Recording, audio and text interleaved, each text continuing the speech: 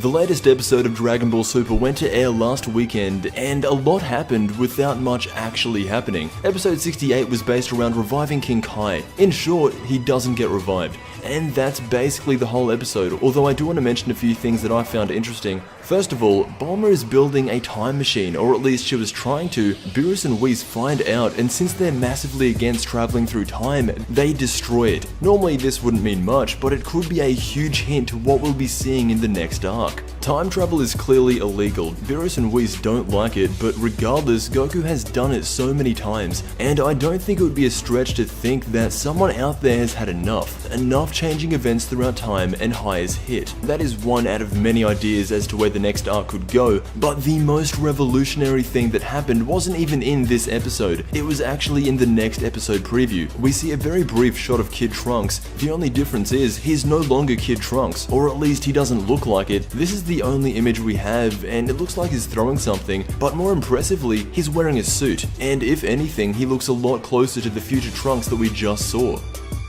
Usually in Dragon Ball, after a major event like when Frieza, Cell, and Majin Buu died, there's always been a time skip. The death of Frieza gave us a 1-year time skip, Cell gave us 7, and Majin Buu originally gave us 10. Goku Black was a pretty intense villain, and no one can deny that out of all the villains in Dragon Ball Super, if they were ever going to take a break, it would be after him. If this really is a time skip, it isn't a very big one, and because Super has yet to go past the end of Z, it can't be something crazy like a 10-year jump. It makes sense for the next episode to be set 1, maybe 2 years in the future. Nothing crazy, but enough to make Trunks and eventually Goten age to the point where we recognize it. At first glance, a time skip doesn't seem like much of a big deal, especially since this is Dragon Ball, they happen all the time. Let me just say that Dragon Ball Super is a totally different beast. Each time there's a time skip, the series moves closer and closer to overtaking the end of where Dragon Ball Z left off. And if Dragon Ball Super can only manage to do one more thing, I would want it to go past the end of Z. Dragon Ball Z had an ending that left us wanting more,